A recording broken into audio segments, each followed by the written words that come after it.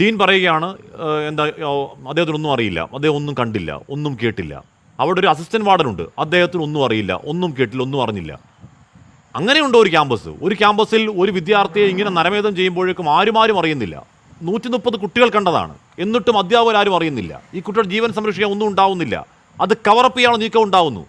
ശ്രീ ബൽദേവ് സച്ചിദാനന്ദൻ 18-ാം തീയതി സിദ്ധാർത്ഥ് മരിക്കുന്നു. ഈ കോളേജ് ഔദ്യോഗികമായി ജയപ്രകാശിനെ വിവരം അറിയിക്കുന്ന എപ്പോഴാണെന്നറിയോ? മകൻ മരിച്ച കാര്യം പറഞ്ഞ എപ്പോഴാണെന്നറിയോ? 24-ാം തീയതി.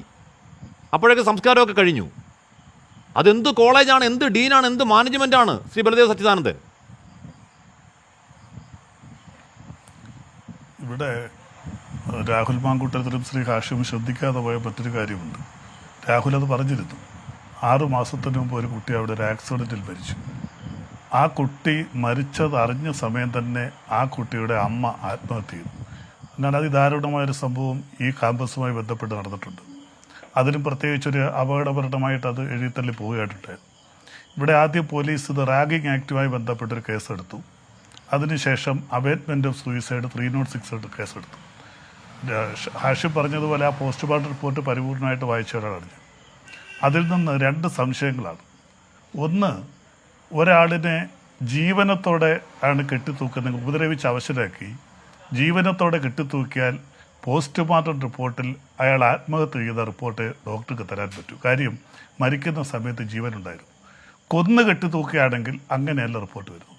ഇവിടെ എനിക്കും ഈ സിദ്ധാർത്ഥിൻ്റെ കാര്യത്തിൽ ആ പോസ്റ്റ്മോർട്ടം റിപ്പോർട്ട് വായിച്ചപ്പോൾ എൻ്റെ ബലമായൊരു സംശയം, വളരെ ക്രൂരമായി മർദ്ദിച്ച് അവശനാക്കി മരിക്കും എന്നൊരു ബോധ്യം വന്നപ്പോൾ എടുത്ത് കെട്ടിത്തൂക്കിയതാവണം. അപ്പോൾ ഒരു പക്ഷേ ഈ പറഞ്ഞതുപോലെ ഡോക്ടറുടെ റിപ്പോർട്ടിൽ ആത്മഹത്യ ചെയ്തതായിട്ട് വരാം. അപ്പോൾ ഇവിടെ എടുക്കേണ്ട കേസ് 306 അല്ല, അബേറ്റ്മെൻറ്റ് ഓഫ് സൂയിസൈഡ് അല്ല, 302 ആണ് ഇതിനകത്ത് അട്രാക്ട് ചെയ്യുന്ന സെക്ഷൻ. ഒന്നത്. രണ്ടാമതായിട്ട് ഇതിനൊരു വളരെ വലിയൊരു പ്രത്യേകതയുണ്ട്. കോളേജ് ക്യാമ്പസിലെ ആക്രമണങ്ങൾ ഇത് മാത്രമല്ല, എവിടെ ആയിരുന്നാലും ബാഹ്യശക്തികളുടെ ഇടപെടലുകൾ വളരെ കൂടുതലാണ്. ഈ ക്യാമ്പസിൽ തീർച്ചയായിട്ടും ഈ കുട്ടികൾ മാത്രമായിരിക്കില്ല. അവിടെ ആകെ ഒരു യൂണിറ്റേ ഉള്ളത് എനിക്കും അറിയാം, SFIയുടെ വിദ്യാർത്ഥി സംഘടന മാത്രമാണ്. ഇവിടെ ബാഹ്യശക്തികളുടെ ഇടപാട് ഉണ്ടായിട്ടുണ്ടെന്ന് ബലമായിട്ട് സംശയിക്കുകയാണ്. അതിനെക്കുറിച്ച് കൂടി അന്വേഷിക്കണം. ശ്രീ രാഹുൽ പറഞ്ഞതുപോലെ 1980-81 ഞാൻ കൊല്ലം ശ്രീനാരായണ കോളേജിൽ പഠിക്കുമ്പോൾ അവിടെ ഒരു സംഘർഷം ഉണ്ടായി. SFI ABVP SFIയുടെ പ്രവർത്തകരാണ് ഒരു ശ്രീകുമാർ കൊല്ലപ്പെട്ടു ഒരു ജനുവരി 4-ന്.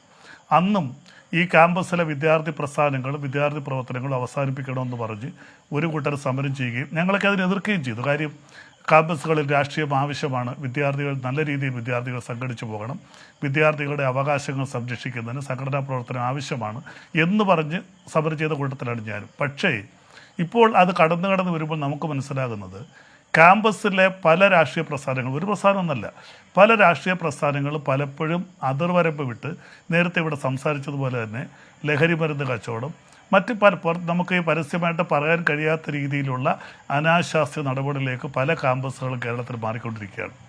അതിന് തക്കതായ ഒരു ശമനം വരണം. നമുക്കൊരു ചോദ്യം കൂടെ നമ്മുടെ മുന്നിലുണ്ട്. പലപ്പോഴും ഇങ്ങനൊരു സംഭവം നടക്കുമ്പോൾ ഈ ചർച്ചയ്ക്ക് വരുന്നവരും പത്രങ്ങളിലും കോടതി ന്യായാധിപന്മാർ പറയുന്നുണ്ട് ഇനി ഇത് ആവർത്തിക്കാൻ പാടില്ല. അപ്പോൾ പല ക്യാമ്പസുകളിലും പല കുട്ടികളും നീചമായിട്ട് ആക്രമിക്കപ്പെടുമ്പോഴും മരണം വരെ സംഭവിക്കുമ്പോഴും പറയുന്നത് ഇത് ഇനി ആവർത്തിക്കാൻ പാടില്ല എന്നാണ്. പക്ഷേ ഇത് ചരിത്രരഥം ഇങ്ങനെ കാലരഥം ഉരുണ്ടു പോകുന്നത് പോലെ ഇതും ഇങ്ങനെ സംഭവിച്ചുകൊണ്ടേയിരിക്കുകയാണ്. വീണ്ടും ക്യാമ്പസുകളിൽ സംഘർഷമുണ്ടാകുന്നു. വിശേഷിച്ച് ഏറ്റവും രൂക്ഷമായിട്ട് നമ്മൾ കാണുന്നത് പ്രൊഫഷണൽ കോളേജുകളിലാണ്. സാധാരണ കോളേജുകളിൽ നിന്ന് വ്യത്യസ്തമായിട്ട് പ്രൊഫഷണൽ കോളേജുകളിലാണ് ഏറ്റവും കൂടുതലായിട്ടുള്ള ഈ സംഘർഷം കാണുന്നത്. അപ്പോൾ ഇത് നമ്മൾ 20, 21, 22 വയസ്സുള്ള വിദ്യാർത്ഥികൾ തമ്മിലുള്ളൊരു സംഘർഷമായിട്ട് അല്ല നമ്മളിതിനെ കാണുന്നത്. ഇതിൻ്റെ പിന്നിൽ ചില ശക്തികൾ ബാഹ്യമായിട്ട് ഇടപെടുന്നുണ്ട്. നമുക്കറിയാം SFI ആയാലും KSU ആയാലും ABVP ഇത് 3 കേരളത്തിലെ പ്രധാനപ്പെട്ട 3 വിദ്യാർത്ഥി സംഘടനകൾ. അപ്പോൾ അതിൻ്റെ രാഷ്ട്രീയ നേതൃത്വങ്ങൾ ഈ വിദ്യാർത്ഥി സംഘടനകളെ പാലൂട്ടി വളർത്തുന്നുണ്ട്. അതിന് രാഷ്ട്രീയമായൊരു കാരണമുണ്ട്. ഈ വിദ്യാർത്ഥി പ്രസ്ഥാനങ്ങളാണ് ഭാവിയിൽ നേരത്തെ രാഹുൽ പറഞ്ഞതുപോലെ തന്നെ യൂത്ത് കോൺഗ്രസോ അല്ലെങ്കിൽ DYFയോ പാർട്ടി പ്രവർത്തനമായിട്ട് മാറുന്നത്. അതൊരു നല്ല കാര്യമാണ്. കാരണം അരാഷ്ട്രീയവാദം വളരെ കൂടുതലായിട്ട് വന്നുകൊണ്ടിരിക്കുകയാണ്. രാഷ്ട്രീയ ബോധം ഇല്ലാതെ വരുമ്പോൾ, രാഷ്ട്രീയത്തോടുള്ള താല്പര്യമില്ലാതെ വരുമ്പോൾ അവർക്ക് രാഷ്ട്രബോധം കൂടി നഷ്ടപ്പെടാം. പക്ഷേ ഇതിനകത്ത് ഇങ്ങനെ ഒരു സൈഡ് ഇഫക്റ്റ് ഉണ്ട്. ഇവിടെ സിദ്ധാർത്ഥിൻ്റെ മരണം 2 ദിവസം മുമ്പ് സിദ്ധാർത്ഥിൻ്റെ അച്ഛനുമായിട്ട് മറ്റൊരു ചാനലിൽ ഞാൻ ചർച്ചയ്ക്കിരുന്നതാണ്.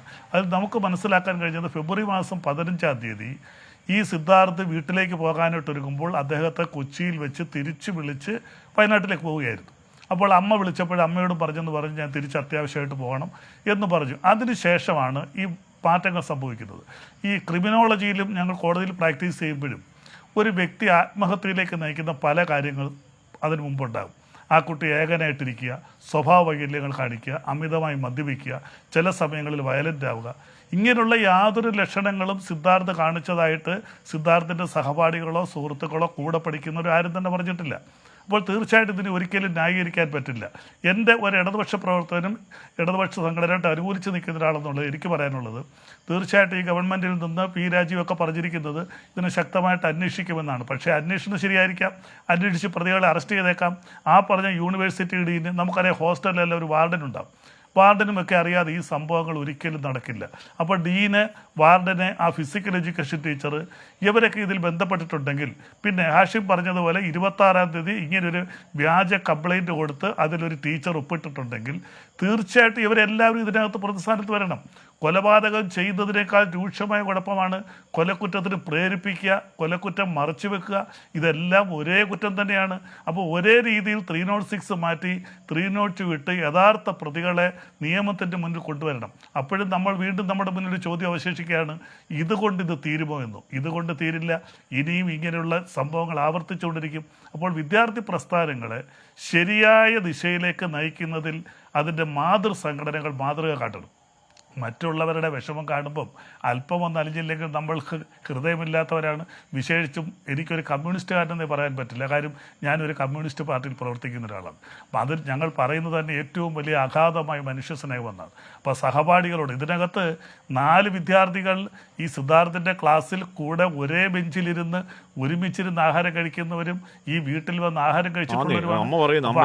വിദ്യാർത്ഥികൾ ഏതൊരു സാഹചര്യത്തിലാണ് കൈ കൊണ്ട് ചോറ് വാരി കൊടുത്ത ആൾ ഈ കൊലപാതകത്തിൽ അല്ലെങ്കിൽ ഈ നരഹത്യയിൽ കൂട്ടുമെന്ന് പറയുമ്പോൾ വേദന എന്ന് പറഞ്ഞു. ഞാൻ എനിക്ക് ഇടവേളയിലേക്ക് പോകണം. വെറുതെ എന്നോട് ക്ഷമിക്കണം, അങ്ങനത്തെ സമയം തീരെ കുറച്ചുകൂടെ എനിക്ക് അറിയാനോട് ക്ഷമിക്കണം. അടുത്ത ഊഴത്തിൽ ഞാൻ പരിഹരിക്കും. ഇവിടെ കംപ്ലൈൻറ്റ് 18-ാം തീയതി കൊടുത്തേക്കുന്നത് എന്ന് പറഞ്ഞാൽ ഈ സിദ്ധാർത്ഥ് മരിക്കുന്ന ആ ദിവസം കൊണ്ട് കംപ്ലൈൻറ്റ് കൊടുക്കുകയാണ്. അന്നൊരു ഞായറാഴ്ചയാണ്, കോളേജ് ഓഫീസൊന്നും ഉണ്ടാവില്ല. പക്ഷേ പെട്ടെന്നൊരു കംപ്ലൈൻറ്റ് ഉണ്ടാകുന്നു 18-ാം തീയതി. അതിൽ പറയുന്നത് copy of the complaint provided to the respondent എന്നുള്ള ഇതിൽ not possible to issue a notice to the respondent because office demise on 18/2/2024 that happened even before the day the complaint was file to authority 19/2/2024. അതിനു മുമ്പേ സിദ്ധാർത്ഥ് മരിച്ച കാര്യം അത് എഴുതി വെക്കുന്നുണ്ട്. പക്ഷേ പിന്നെ മുന്നോട്ട് പോവുകയാണ്. ഡേറ്റ്സ് വെച്ച് മീറ്റിംഗ്സ് വെയർ ഹെൽഡ് 20/2/2024 22/2/2024 ഒക്കെ ഇന്റേണൽ കംപ്ലയിൻസ് കമ്മിറ്റിയുടെ അന്വേഷണം അങ്ങനെ മുന്നോട്ടേക്ക് പോകുന്നു. 26-ാം തീയതി എന്താണ് ഒരു ടീച്ചർ ഈ സാധനമൊക്കെ എഴുതി ഒപ്പിട്ട് വളരെ ഭദ്രമാക്കിയ ഒരു പരാതിയൊക്കെ പുറത്തുവിടുന്നുണ്ട്. കഷ്ടമാണ്, കഷ്ടം. തിരികെ തമിഴ് ശേഷം